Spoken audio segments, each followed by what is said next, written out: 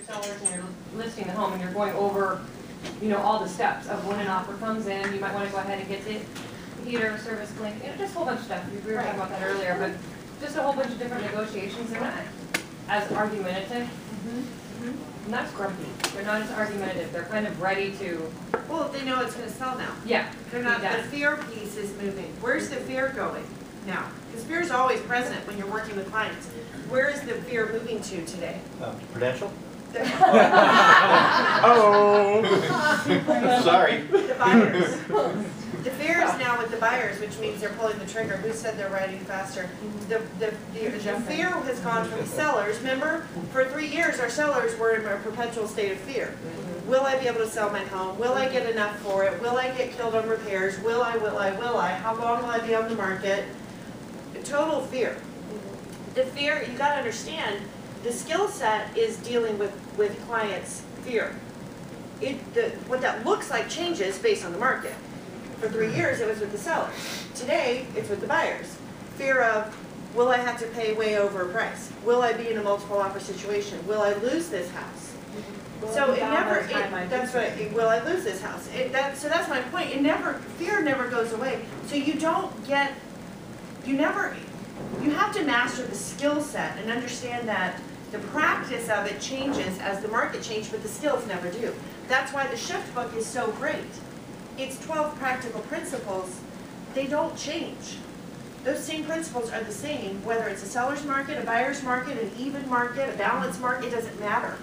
It's really mastering those skills. So you're now dealing with different fear and buyer urgency because they're getting it. They only have to lose one before they realize that when you tell them you have to move now, you mean you have to move now. And then you didn't have to lose one anymore. So they call up and say, I want to look at these houses, and you say, well, these ones are already gone, sorry. It's just by, you know, they don't even have to write one. Sure. So I think it's just real interesting to watch how things are shaking out. What's even better though is the fact that I'm watching our listing inventory as a company, which is an indicator of your business. I'm watching our listing inventory grow in terms of market share. You get that means you control the market. That's what's really fantastic. Now, when you control the market and when you're in a seller's market, what are the challenges you're going to be dealing with in the business? The other agents, right? Because agents are going to get frustrated because they're in multiple offer situations. So their frustration level gets to about here. Because every time they turn around and they finally find a house for their buyer when there's no inventory and they can't find anything, and then dadgummit, I'm back in a multiple offer again. So who's going to take the brunt of that frustration? You, the listing agent, right? Because no matter what you do, you're going to do it wrong. You're going to tick somebody off. Somebody's going to be mad. Somebody's going to be frustrated. Somebody's going to say, well, you didn't give me notification, you know, whatever. And then they're going to call Butch, and they're going to complain, or, you know, I mean, are you starting to see those calls kind of show up a little Probably bit? more in the last 3 months than the previous 3 years. Yeah. Bingo. So here's my challenge to you. Number one, what other people think about you is none of your business. Don't worry about it. But number two, make sure you're following a great process. And if you are an agent that didn't learn in the seller's market, for example, stock up here, and I'll pick on you. We've talked about this before. You cut your teeth. You cut your teeth in what market? Buyers. The buyer's market, right? The down market. That's where you learned everything. So all of a sudden, not only do you start taking on listings in the last couple of years for the first time, purposefully, but the market shifts. And so I remember, I'm not calling out. I remember her calling me one day and going, I don't really know how to deal with the multiple offers as a listing agent. And I kind of was like, what are you talking about, Jen? You're doing tons of volume. She's like, I've never been in this market before. So we, like the Marcys and the Butches and the people that have been around forever and ever and ever, we have to remember that... You're not that old, Marcy.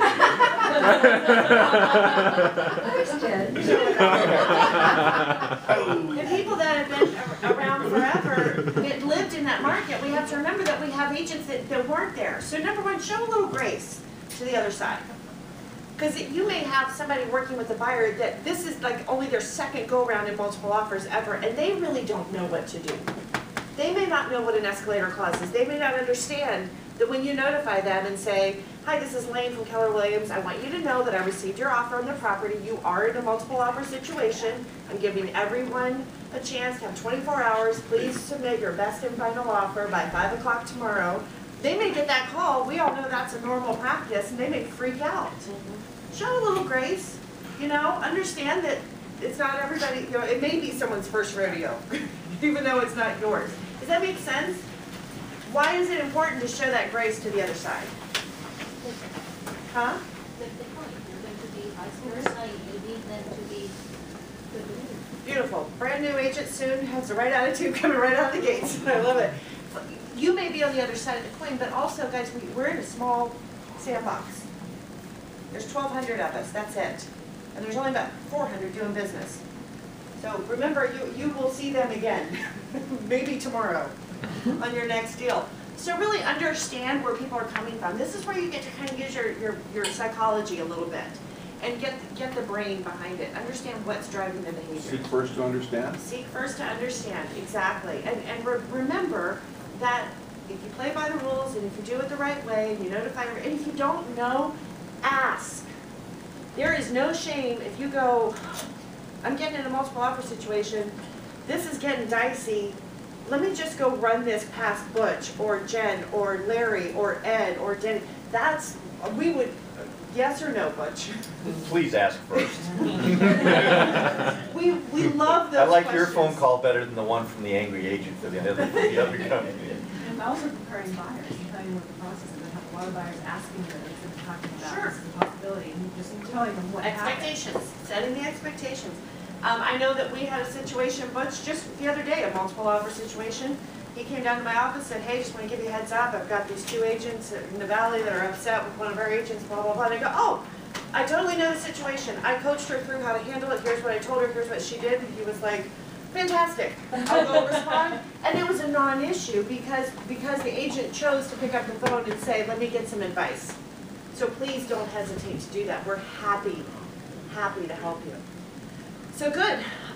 So how many, well, I'm trying to see who we've got going to family reunion in here. Okay, everybody ready? Excited? You got your schedules built? What does ready mean? I'm not. Let's just put it this way. Ready is the opposite of what I am. So that's where we are. Okay, just kind of want to introduce a few people before we get diving into it. And I'm going to be really bad with names, and I'm just going to, because I haven't seen paperwork yet on everybody. Lane, would you introduce your gals, please, for me? Amanda Aranda is going to be my assistant. She's going to be working my desk and help me with all the 80% that probably 95% that I don't do. And then Christine's going to take her license test and go through the whole becoming a buyer's agent. She's actually signed up with Denny to start getting her license, and she's going to be around helping out. We're Welcome excited to about Lane. that. And you want to introduce yourself for us? Yes. Angelina. Evangelina Gonzalez, right? So I got it? Oh, yes. And I'm just beginning of the process. I'm going to probably take my test in March, and then let's see if I jump into the real estate. She's doing a lot of due diligence and checking things out and coming to classes, so we're super excited to have her. Am I missing anybody else that's in the room? He's not here, but when he's here, we'll do it again. But just so you know, officially, welcoming Sean Babbitt. Yay! Even though we all thought he was here 3 months ago, because he's been here every day. But officially, he actually did transfer his license. Aren't you doing today? I'm like, everybody said, well, I thought you had an office in the conference room on the 5th floor. I do that all the time. Like you actually got it back signed? No, Oh. that's why I'm not, that's why you haven't seen a Facebook class yet. You'll look at that. But, so super excited about that and having him join us. Sean did about $9 million last year, and so we're really excited to what he's gonna do for his business going forward. So, cool stuff. And he's a sweet guy. He is, he's just a good guy. Joe, Allison, what am I missing? And I feel like we have nothing to announce because family reunion is pretty much all-inclusive here over the next week. Yeah, we have nothing and we have a lot. Nothing and everything all. So tomorrow, starting at 9 o'clock here in the training room, we will have launch for our brand new agents or agents that are looking at getting, looking at getting involved in the real estate industry with Keller Williams. So regardless of if you're a licensee or not a licensee, admin, it doesn't matter. come in, get in, so you can get an idea of who we are and what we represent. That'll go We're gonna from. keep training up until the day we leave. Yeah, basically. exactly. So that'll probably go till about noon, from 9 to noon-ish, somewhere around in there. And then for our licensees that have been doing 443 with us, Jacob Sebring will be going over his listing presentation in the third floor conference room and going through that portion of the class.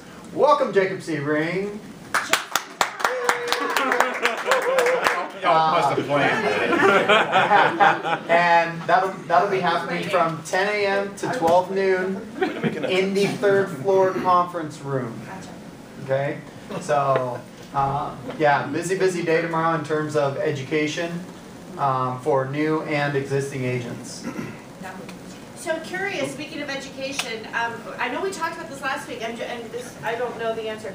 Did anybody get the one thing that didn't have it, that started reading it? Anybody started reading it? Would love to hear some feedback, thoughts, ahas. What are you getting from it? Nani, check your notes. I was gonna say, yeah, you know me, I'm like, very well. That's on page 7. You know, I did just start going through it and reading it here about a week ago, and it sounds really simple, but just the focus and how much you can have by the one item. If you constantly hit that one item every day, how big it can make your life. So I know that for those of you who have been into Gary Keller's talking sessions before, he always talks about getting really small to have a big life, and it kind of reiterates and goes over some of that, and really kind of makes me think about, okay, what am I focusing on every day, constantly? What is that big focus? Yeah. So not only for business, but for self-improvement. All of it? Yeah. In totality. No, I totally agree. What other ahas? Anybody else got anything they want to share? To get rid of the to-do list, you know, which is what I love to do, check them off, you You have a legal know. pad? I never get them all done, but actually, there's only one thing that you need to do first. Do you get about 80% done? Maybe. But another thing that kind of, that really caught my eye about that was that guy that, he started a business that's just making fit foods. And you would think, now how can you make money with that niche? You know, I mean, it's just such a small niche, but he's, you know, turned it into, I guess, a pretty big mega business by focusing on that one thing. And that's what kind of, you know, that was what Gary was using as an analogy. In fact, I don't know if he's going to interview him at family reunion or whatever. That surprised me. Yeah, it would surprise me. Gary, yeah. But I mean, when I heard about that company, I was like, how's this going to make it? You know what I mean? Because he's packaging healthy food that you can, you know, grab on the go instead of, you know, fast foods or whatever. And he's got a big business with it. He's doing it for companies and all kinds of stuff.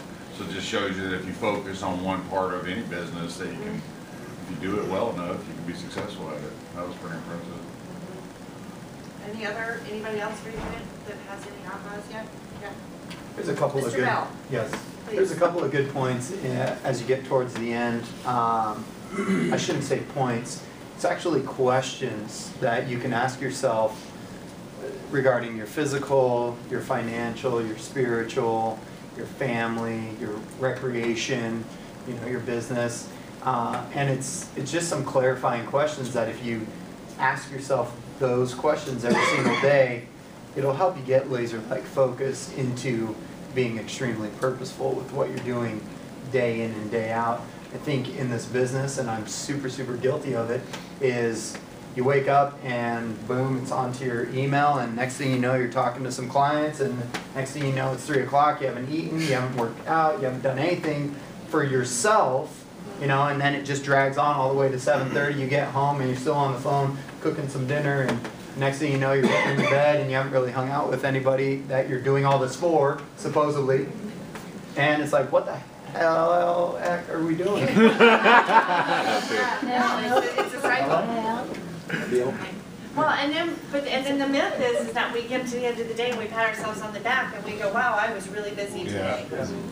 Right? So at the end of that day, we say, man, I made all these sacrifices and I was really productive, when in all actuality, we missed the productivity piece many times by, you know, a long shot. So, yeah. I went to Brian McKinney's Turning Point in January, and he tells a story because he and Joe Nigo were productivity partners, and they would call each other because they were top agents in their areas. And he said one day, it was a Saturday, he penned 6 things. He wrote like offers and had a list, and he was really super busy. So he called up Joe, and he was so happy because he had this very productive day of penning all this stuff. And Joe said, so how many Popeyes did you do? How many calls? How many notes? And Brian said, well, I didn't do that, I was doing this. And Joe said, oh, so you didn't work today. And that's, One thing, I mean, it's your lead generation. So the others are the results, which we absolutely celebrate. I mean, the results are fun and it's exciting. And by the way, sometimes when you need motivation, it's good to look at your results and go, okay, this is why I'm doing this. I want those results. So I'm going to dig deep and do the work when it's hard because I want the results. Cool. Jay Papasan, the co-author of The One Thing, will be in Seattle on March the 6th. Doing the one thing, teaching the one thing for, I think it's a 4-hour morning gig there. If anybody's interested in going down, the region is hosting him. We'll be happy to give you information and let you know. It's basically what we're going to hear at Family Reunion as well with Gary in the Saturday session. And then Jay's going to come up and teach it, so I'll send you. Well, you know the follow-up classes at Reunion, about the one thing, what are those going to be about? Because there's several of them often. Because it's brand new, I don't.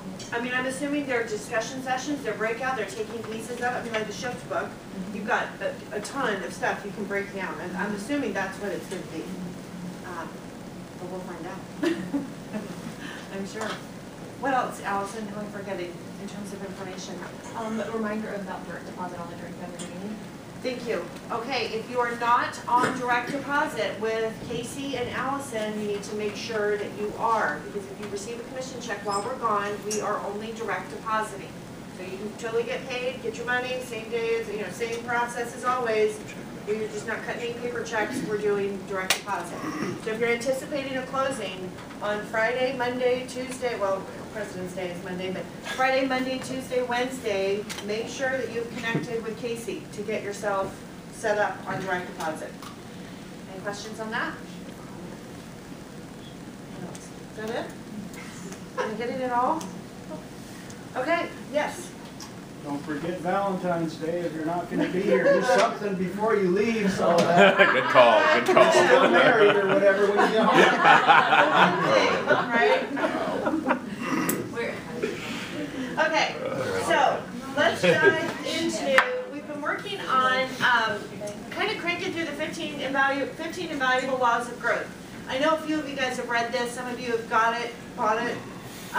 Mango, you just started it, I know. Who else is reading this? Right, Nani, Matt, Kylie. Okay, I'll be honest with you, I'm kind of skipping around and picking the ones I like and I like all of them, but just going through the ones that I think are like really applicable. the one thing. So I wanted to hit on the 6th law of invaluable growth, the law of environment. So just kind of work through this, and I'd love your feedback and your thoughts as we talk about it. So he starts off with a quote, he says, the first step towards success is taken when you refuse to be a captive of the environment you first find yourself in. So he begins to launch in and talk, and you guys know Maxwell's history. He was a pastor for years, had a large church, and so a lot of his analogies and stories, obviously he's speaking from personal experience, so he talks about his growth in his career. And so what he talks about is that he wanted to learn more. He was groomed for his position. He's a son of a pastor, so he kind of became one. He was raised that way from the beginning, and he very quickly moved to the top of his class. And he says here was the problem that he found with this. So very early on in his career, he was kind of the big man on campus, pastor of the largest church in his area.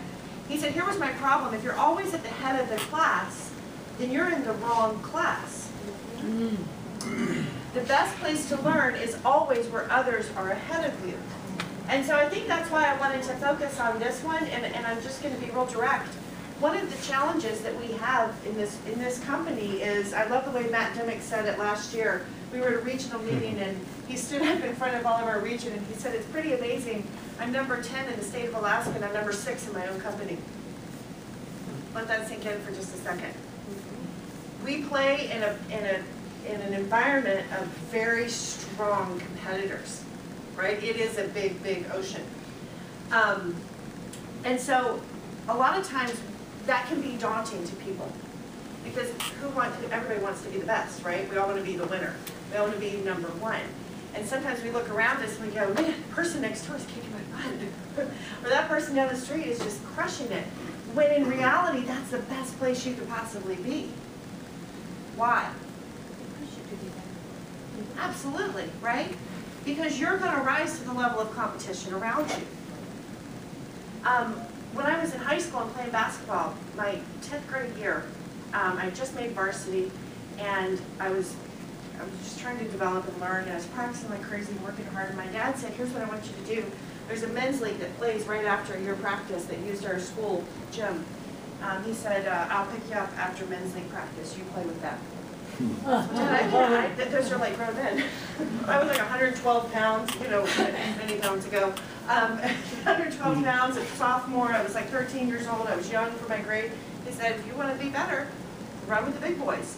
And I will tell you, I grew more in that year in my skill level than maybe even any other year that I competed. Why? I had to keep up, right?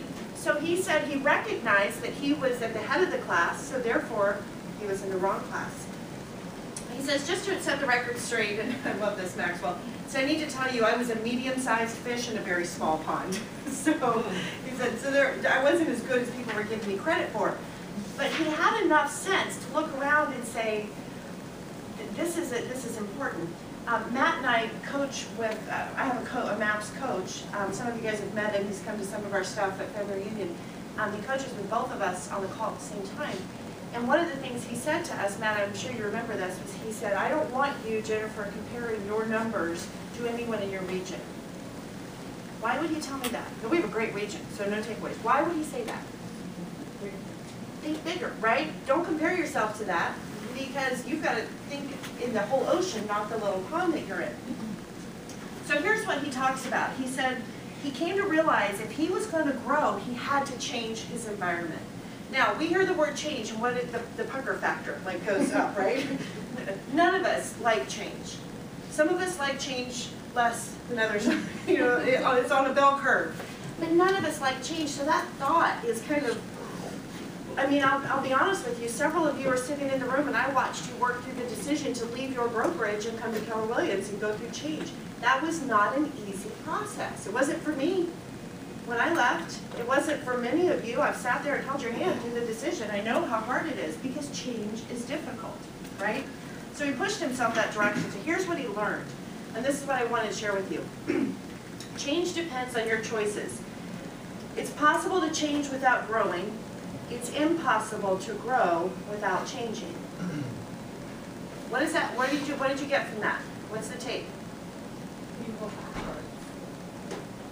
You can change things all the time for no reason. You can change the paint on your walls. You can change the colors on your file tabs. You can change all kinds of things. It is possible to make change that does not stimulate growth, right? But you will never. Changes the position of her desk. Yeah. But you will never grow without change. So this is what he tells us. The facts of life are the facts of life. There are certain things about us we can't change. Our DNA is our DNA. Our personality is our personality. Our behavior is our behavior. Our, the way we look, my height. I will never be able to change my height. I can put on heels and temporarily change it, but we are what we are. We have to change. What we can change is our attitude about those things, right? So certain things come our way. Did you cause it? Can you control it? Can you cure it? Not necessarily. It is what it is. What can you control? Your attitude to those things. So here's what he talks about. He says, a problem, however, is different than your DNA. Problem shows up and it's something you can do about it. What is the first step in dealing with that? We just talked about it 2 seconds ago. First place, right? First place you go is your mindset. Why is that hard for us? I'm looking at a room full of self-employed business owners, which means your DNA has at least some level of drive, right? So what do we want to do? We take action. If I go to Matt and say, hey Matt, you're my OP, I got a problem, first thing he's going to do is go try and fix it.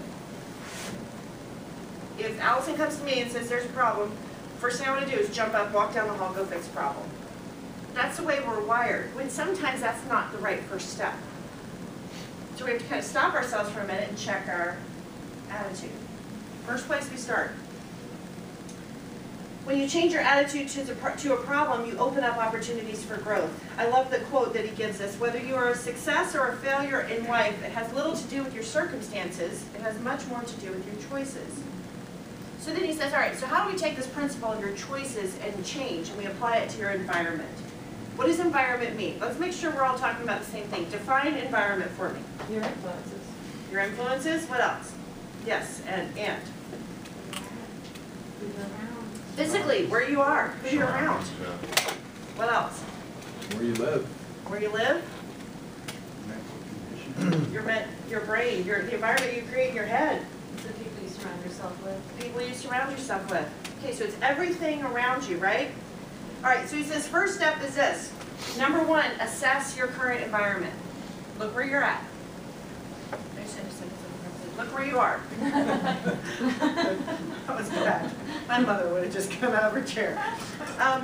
Here's the thing. Change for the sake of change is not going to help you. Have you ever seen people that do this? I just need to change. If I just change, it'll fix my problem. So they just make a change. They just pick a change. They want a magic pill. I'm going to do this diet. Just because. I'm going to do this plan. No, that's say it again so everybody can hear you. I'm going to buy this lead generation. Yeah, I'm going to go buy this business in a box that's going to fix my problems. Well, write a check. Change for the sake of change is not going to help you. If you're going to make changes, you have to make sure they're the right ones. How do you start that? You start by assessing where you are now and why it is you want change. So he shares his personal thought process. Number one, he says this. He looked at himself and he said, number one, I had gone to the top too fast. I descended very, very quickly. Number two, I did not feel challenged enough. Number three, there was nowhere else to grow in the organization. Just sharing personally, when I was at Dynamic and I was looking to move to Keller Williams, one of the things that I worked through in my head was, all I can ever do is sell more houses. Now that's not a bad thing at all. In my world, in my head, in my growth process, where I wanted something that had impact. I wanted something where I got into people's lives. I wanted more. Nothing wrong, everybody's got their own path, but for me, I said, there's nowhere else. I'll never be able to teach. I'll never be able to train. I'll never be able to coach. I'll never be able to consult. There's nowhere else to go. Now, was that a bad thing? On the other, no, absolutely not. There's no takeaway against another company. I'm just saying that's where my head was. One of the ways to judge whether you're growing and in a conducive growth environment is to discern whether you're looking forward to what you're doing or looking backward at what you've done. So you know you're on a growth, you're in a place of non-growth when all you do is live in the glory days. Has anybody met the guy at the bar that was the high school quarterback 20 years ago and he still tells the glory days stories? Do you know that guy, right? If we're always looking back at what we've done, then we're not in a growth environment. Because everybody knows that guy. And what do you think of him? You kind of feel sorry for him, right? Like, it is. It's low because you're like, man, that guy's got nothing in his future. Well, do we do that? And you may not, and that's okay. That's a question you have to assess. You may say, no, I'm looking forward. I'm looking forward. I'm looking forward to the future. If you're looking forward to the future, you're in a great place. But if you're looking backwards, there may be something in your environment that needs to change. Sure. So number two, after you assess that, you need to look at changing yourself and your environment. You have to understand that it's not just the environment.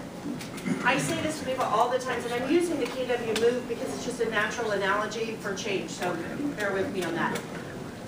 I always tell people, moving here is not going to fix you at all. Moving to Keller Williams will have nothing to do with your growth trajectory.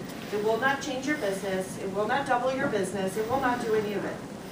Unless, what?